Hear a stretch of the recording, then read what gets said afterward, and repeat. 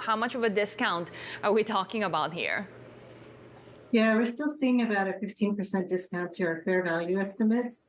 And that's even after, we had a fairly nice sort of 4.6% rise in the first quarter. The markets on average is still below where they were a year ago.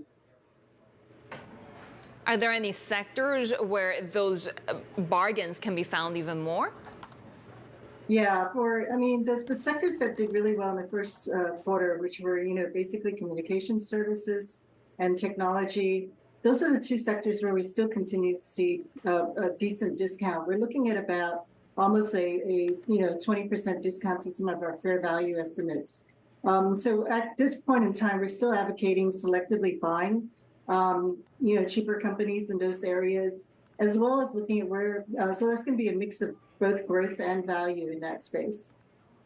You're saying in your notes that Japan is reasonably attractive. Is that also a valuation play? Yes, Japan has sort of hovered, and we're looking at the situation where yes, some of the exporters may face some choppy earnings over the next couple of quarters because of slowing global growth. But at the same time, we do think that Japanese companies will also benefit from China's switch to a pro-growth policy. So we are looking at decent values there. Our analyst has, like Sony at this stage because he thinks PlayStation shipments should start to improve.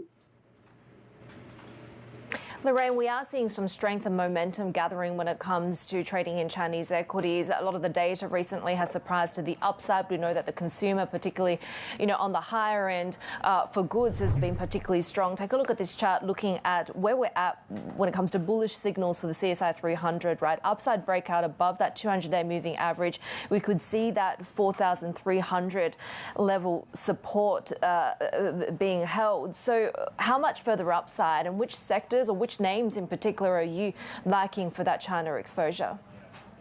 Yeah, we're pretty optimistic on China. And as I mentioned, the switch to pro-growth policy is going to continue for some time.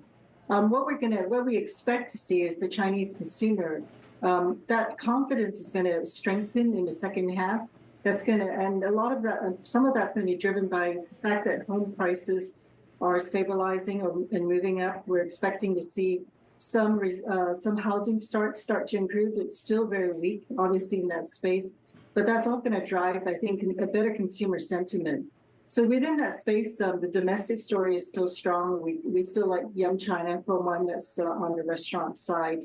We're still seeing, some of the tech names providing good value. That includes NetEase, and we're actually expecting, the regulatory pressures that we've seen in the past couple of years to sort of diminish a little bit. A lot of the big news has been done already.